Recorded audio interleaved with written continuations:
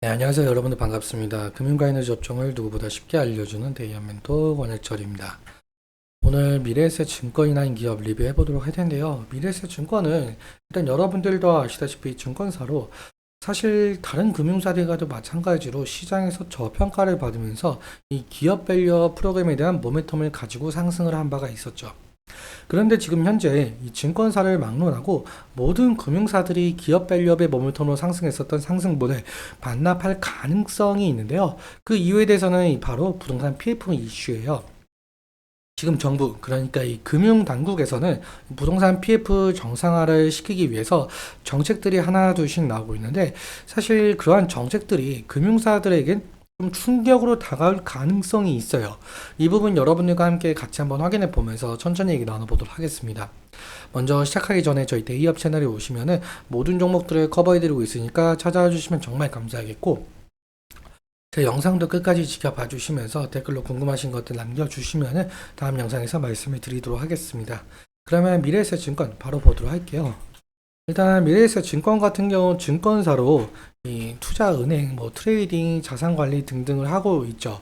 그리고 재무제표를 좀 잠깐 살펴보자면 미래에셋 증권 같은 경우는 지금 PBR이 0.51배 그리고 BPS가 15,098원으로 시장에서 저평가를 받았다라는 것을 좀 알 수가 있는 부분이었습니다. 그래서 여러분들도 아시다시피 현재 이 미래에셋 증권은 기업 밸류업의 모멘텀을 가지고 있었는데요. 이 기업 밸류업 같은 경우는 제가 한 저번 영상에서 말씀을 드렸어요. 제일 중요한 것은 세제 혜택 부분이다. 그리고 여당과 야당의 합의가 중요하다라고 말씀을 드렸었죠. 아무튼 현재 이 금융권들이 이 기업 밸류 프로그램의 모멘텀에 힘입어서 어느 정도의 상승을 보여줬었는데, 이 상승분을 좀 반납할 가능성이 있는 이슈가 나왔습니다. 바로 부동산 PF 관련 이슈인데요. 현재 금융당국에서는 이 부동산 PF 사태 해결을 위해서 부동산 PF에 돈을 넣는 은행이나 보험사, 증권사도 마찬가지고요. 당근을 준다라고 한답니다. 현재 유력한 방안은 신디케이트론, 즉 공동대출과 같은 공동융자 방식과 PF펀드 공동조성이라고 하는데요. 이 세제 혜택까지 거론이 되면서 금융사들이 PF 사업장을 인수하면서 발생하고 있는 취득세까지 완화시켜주는 방안을 고려 중이라고 한답니다. 일단 다수 금융사가 참여를 하면서 이 개별 금융사들의 부담을 낮춰주겠다는 전략으로 보이고 있었는데요.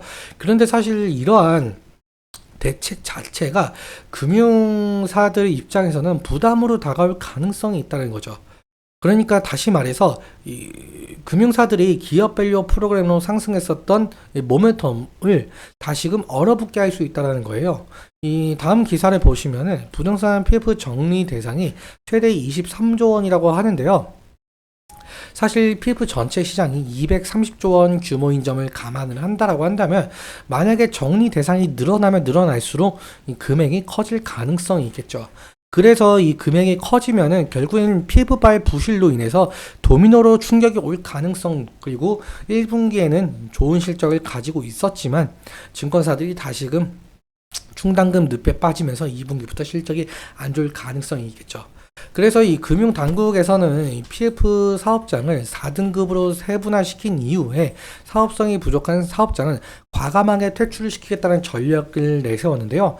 퇴출시키면서 회생이나 이 도산 절차를 진행을 하거나 이 법원의 경매, 공매 리스트를 꾸리겠다는 입장이었습니다. 경공매를 통해서도 부실 사업장이 정리가 되지 않으면 그때서야 PF 펀드나 신디케이트로는 동원을 한다라고 하는데요. 사실 앞서 말씀을 드렸지만 이 부동산 PF 펀드나 신디케이트론 같은 경우는 이 금융사들이 공동 융자를 하는 거잖아요. 즉 금융사들의 돈으로 이 부동산 PF를 해결하겠다는 입장 같습니다.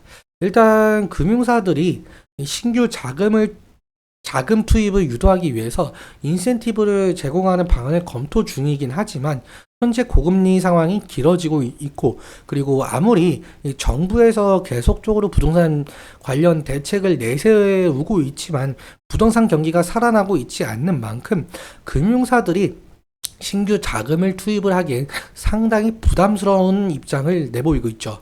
그래서 이 금융당국이 신규 자금을 투입 또는 뭐 강제한다라고 한다면, 이 규제 산업인 금융사들은 어쩔 수 없이 자금이 투입이 되어야 될 것이고, 그렇다면 2분기 더 나아가서 3분기, 4분기, 올 한 해 동안 막대한 충당금이 발생하면서 실적에 영향을 줄 가능성이 상당히 높다라는 것이에요. 그렇다면 당연하게도 주가에 큰 충격으로 다가올 가능성도 좀 염두에 봐야 될 것 같습니다. 일단적으로 6월 달에 인센티브 방안 제도를 손을 보고 난 이후에 7월에 금감원에서 각 금융사들의 처리 방안을 평가한 후 조정을 하면서 9월부터 PF 사업장을 가려낸다라고 하는데, 그렇다면 그때부터 매물이 쏟아질 것으로 전망을 하고 있죠. 매물이 쏟아지면서 더욱더 충당금이 늘어날 가능성, 이 부분도 좀 염두에 해야 될 것 같은데, 이 정부와 이 금융 당국에서 부동산 PF 대책을 도대체 어떻게 발표를 할지 자세하게, 그리고 금융사들을 또 어떻게 달랠지에 대한 내용, 이 부분 좀 상당히 중요한 것으로 보이고 있습니다. 이 이슈에 대해서 제가 지속적으로 살펴보는 것이 상당한 중요 투자 포인트가 될 가능성이 높아서 제가 이슈가 나온다고 한다면 바로 말씀을 드리도록 하겠습니다. 그럼 차트 보면서 마무리 설명 짓도록 할게요. 일단 미래에셋 증권 같은 경우 아무래도 이 금융사이다 보니까 금융 테마 형성이라든지 호실적 기대감이 모멘텀으로 작용을 하면서 주가 변동성을 나타내고 있는데요. 2월부터 시작한 이 기업 밸류 정책 이슈로 상당한 상승을 좀 이끌어낸 바가 있었죠. 그런데 2월 26일에 1차 세미나 내용이 상당히 실망스러운 내용이 있었거든요. 그래서 그 부분에 영향을 간 듯 싶고, 근데 5월 2일도 마찬가지거든요. 5월 2일에도 좀 2차 세미나 때였는데 2차 세미나 내용도 상당히 실망이 큰 부분이 있었어요. 그래서 이 주가에 나타낸 것으로 보이고 있는데, 그런데 지금 5월 14일에 실적 발표를 했었죠. 그래서 그 기대감으로 인해서 2차 기업 밸류업에 대한 실망보다는 기대감으로 인해서 상승했던 걸로 보이고 있습니다.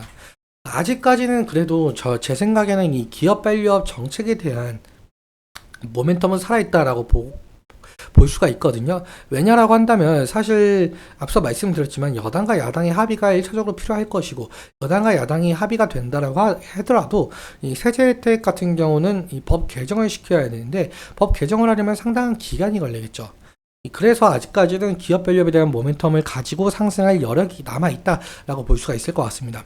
하지만 제가 오늘 내용 같은 경우는 2분기 실적, 이 충당금 이슈로 인해서 2분기 실적이 악화될 가능성도 있으니까 이 하락할 가능성도 좀 염두에 봐야 될 것 같은데요.